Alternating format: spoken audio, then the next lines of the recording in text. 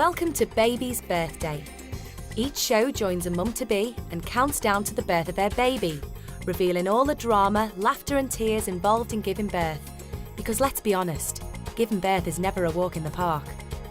To help chart each birth, this is the Baby's Birthday Clock. It's there to count down to each mum's due date. And once labour kicks off, the clock kicks in and times the birth so you know exactly how long each mum's been in labour, whether it's 2 hours or a whopping 20 hours. All the action of the birth is boiled down into a half-hour show. So, we'd better crack on. I'm on a beach, by the sea, with a lovely size 8 figure. Today we're with 21-year-old Kirsty Sellers for the birth of her second child. She's with the expectant grandma Julie, who's there to keep her calm throughout the birth. Shh, come on. Keep going. No, keep them down there. Come on.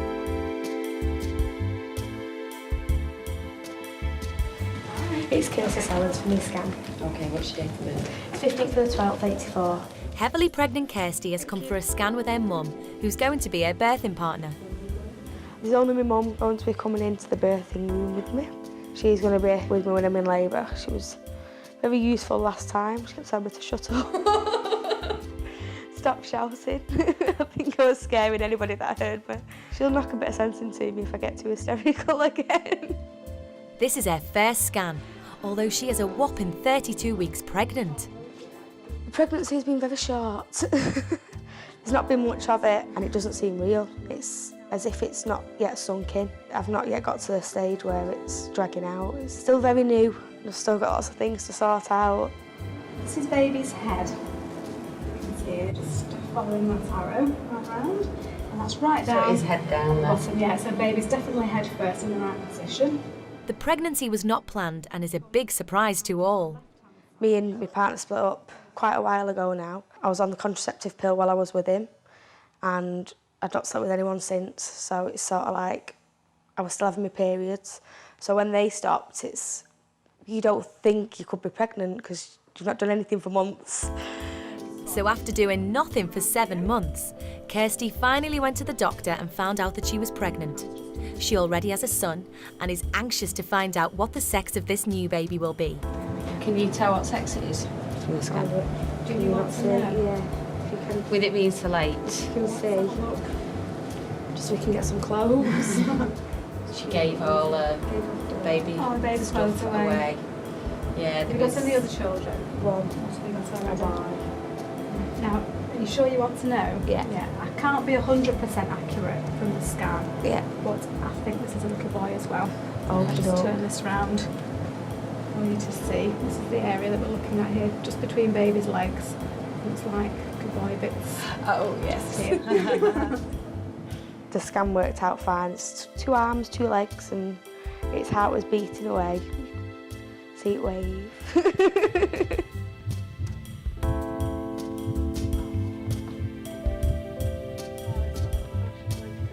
It's 7:30 p.m.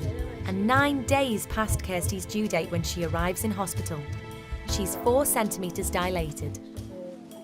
She's got plenty of time to settle in, get comfortable and wait for the main event.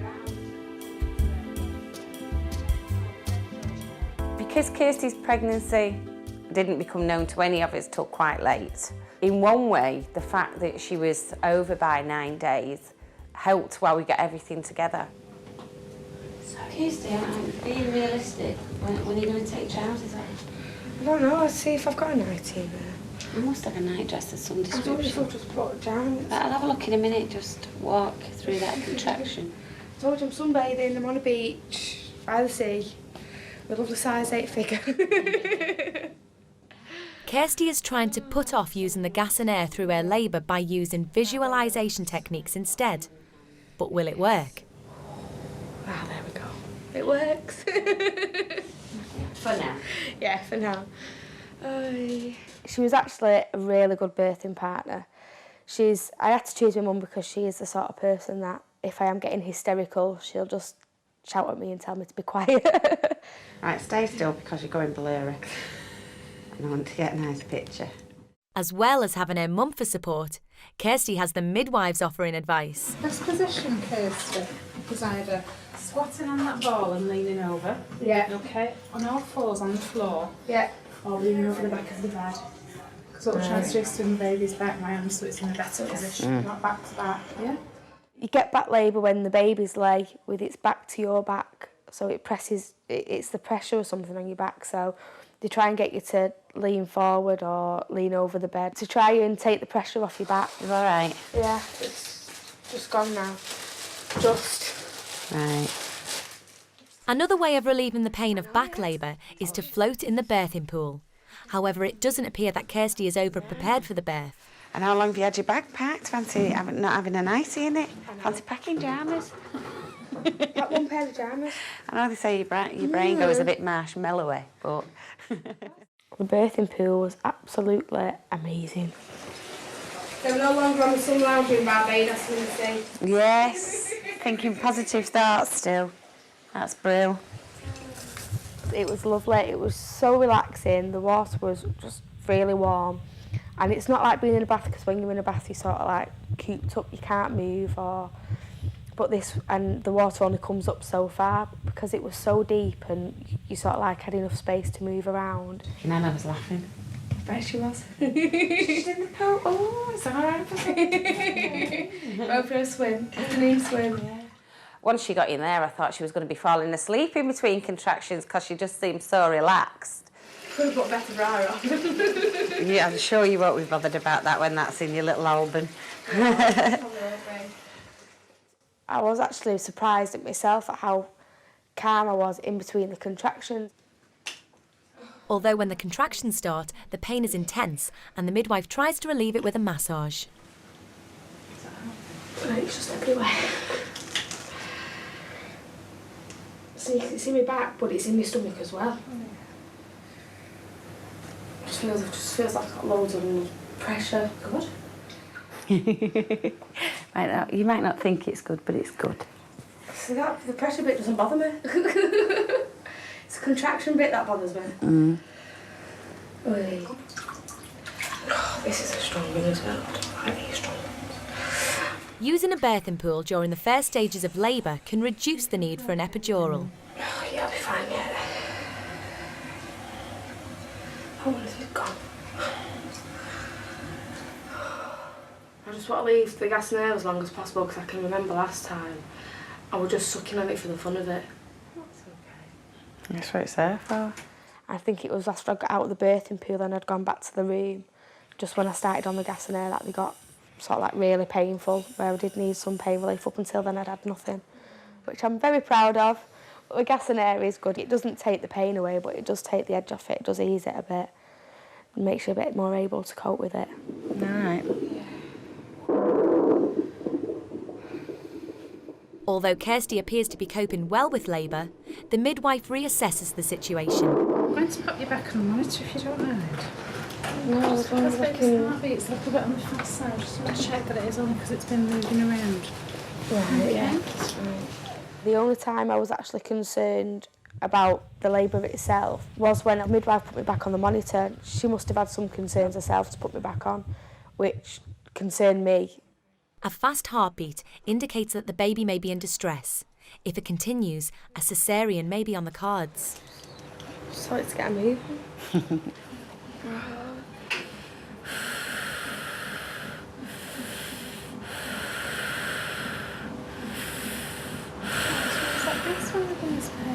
I'm alright at the minute.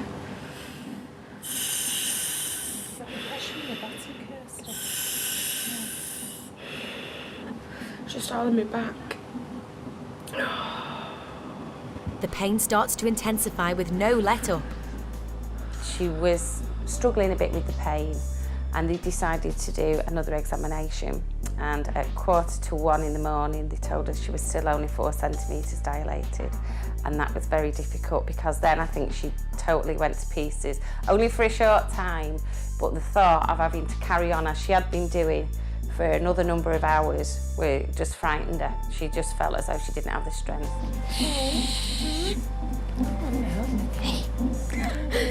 Shh, come on.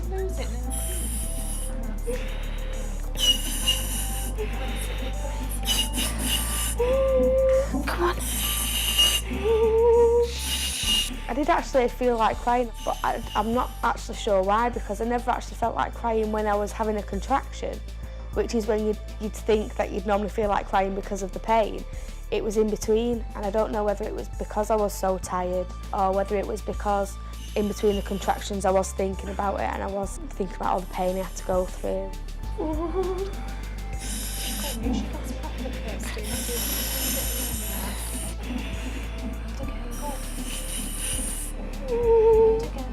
Kirsty's contractions are especially intense because she has back labour. Come on, you've got to use your gas all the time. You've got to use it right to the end, Kirsty, till your contraction goes, else you're not going to feel the benefit properly.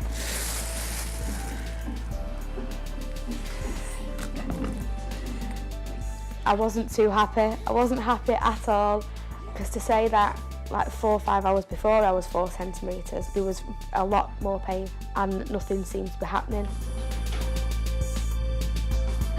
So when she said, we can break your waters for you, it did scare me, because I did know that after they break your waters, it does come a lot faster, a lot thicker and a lot more painful.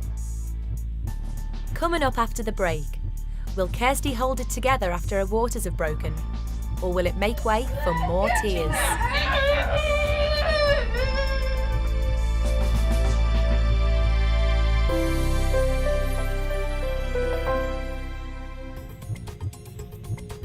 Welcome back. It's 1 o'clock in the morning and Kirsty is 5.5 hours into labour.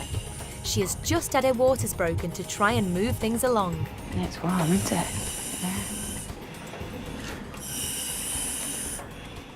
It did start everything off, I think, in the space of about a minute from me breaking my waters. I actually went from 4 centimetres to 6.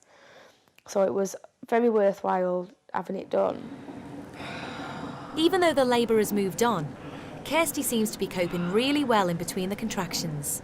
Now I'm not too bad. I just feel tired, but it's just when the contractions come. I felt fine still in between the contractions. I'm still able to talk and all the rest of it in between them and try and move around to get comfy. Between them, it's like being sunbathing, it don't bother me. I did want to stand up like most of the way through it, but I didn't know if my legs could hold me up again. They felt sort of like a bit like jelly, I wasn't too sure. Some expectant women find standing up is more comfortable during labour, as it relieves the pressure. Anything? Say, right, there you go, all done. No. Afraid not. As exhaustion takes over, Kirsty finds it more difficult to cope and requests more pain relief.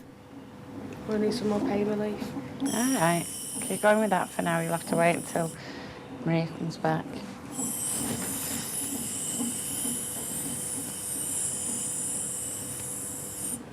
It feels like I want to push when I get each contraction, so does that mean it's nearly here?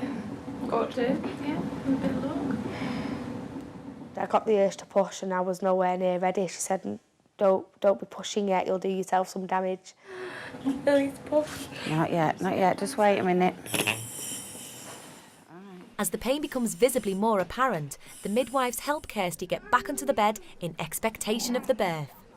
Do you want a drink or anything? No? You're all right? Okay.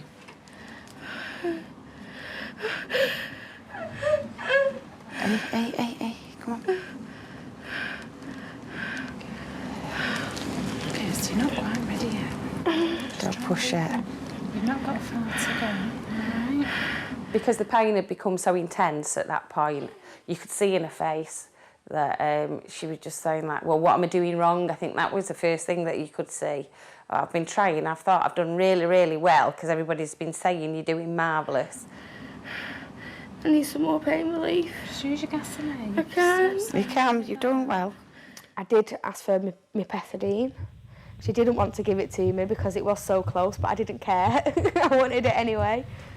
Still got pain in my back. The contraction's gone, but the pain's still there.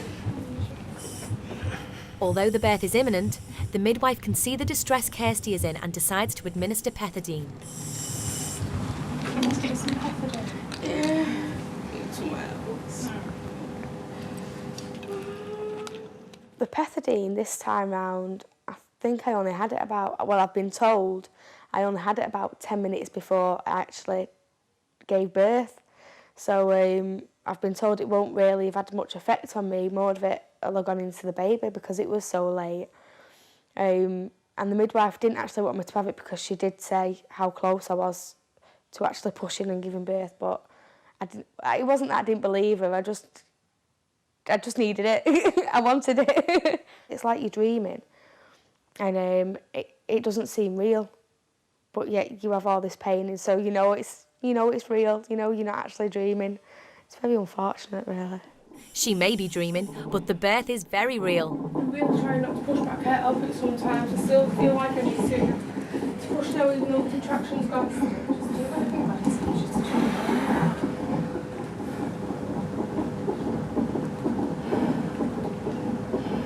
Just to push really strong then, Kirsty, yeah?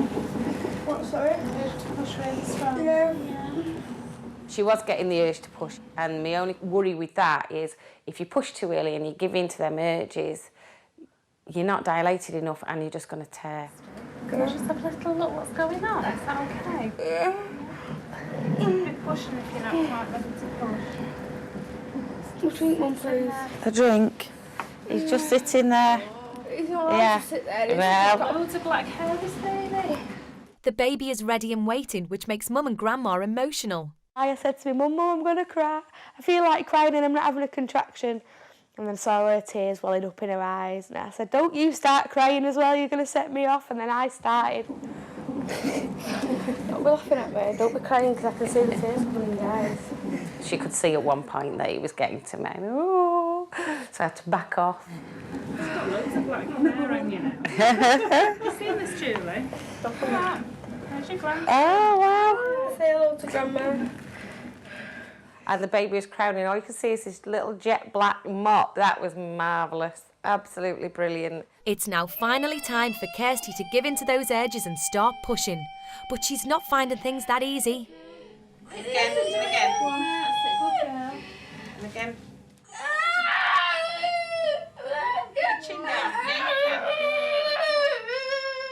When she did start to lose it, I felt as though I had to jump in as mother and shout and tell her to be so vocal and to get on with the job, which I suppose looking back sounds a little bit cruel, but at that time I think if you just let somebody go off, they can go a bit hysterical.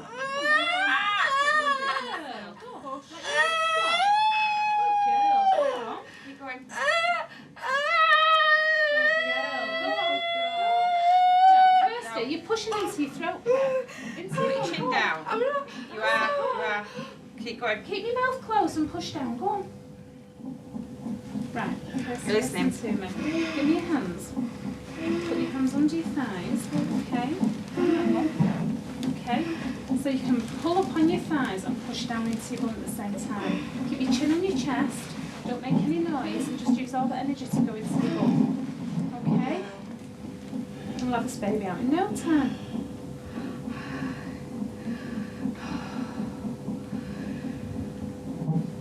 Girl, go on. That's it. That's how to do it now. Go on. Go on. Keep going. Keep going. Keep going. Keep going. Keep going. Go on. Keep going. Julie doesn't stand for any messing and keeps Kirsty in line. Keep going. Now get them down there. Come on. Push. That's it. Bring your legs up. Make some room. That's it. Come on. Can't come out. Stop. It's Not stop. Push him. Good girl. Go on. That's it. Put your chin down. That's it. Go on. Push through that, girl. Push through that stinging pain. Go on. Go on. When you've done that, Out. go on. Good girl. Go on. Is that the Your mouth. It's nearly Nearly out. Go on. Go on. Come on. So close. Go on. Push.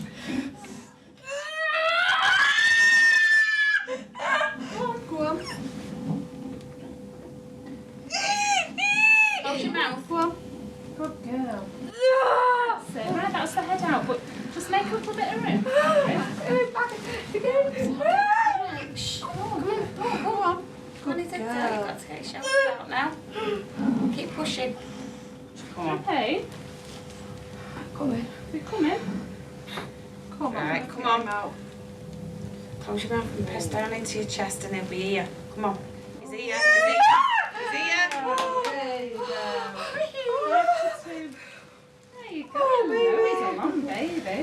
Oh, it was all worth it in the end. And the baby is finally born after 6 hours and 25 minutes of labour. He says, hey, hold on a minute. What's going on here? All done. All done. After getting the baby weighed, he's a little above average at £8.5.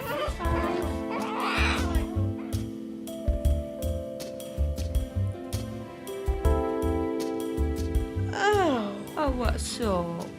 You don't know what to do you? Oh, it's lovely. It's lovely to hold them for the first time. You feel an instant connection. It's as though, I mean, they have bonding time with the mum as soon as they're born and they go onto the bellies. But no, it's lovely because you feel as though you're involved right from the beginning. Hello, baby. That's beautiful. Hello. Oh, well worth. Shall we leave your mum in here to have a rest and you can come home with Grandma? Hey? My mum is coming home because she wants to see your your big brother. You're to get the colour back in you now, aren't you? Hey.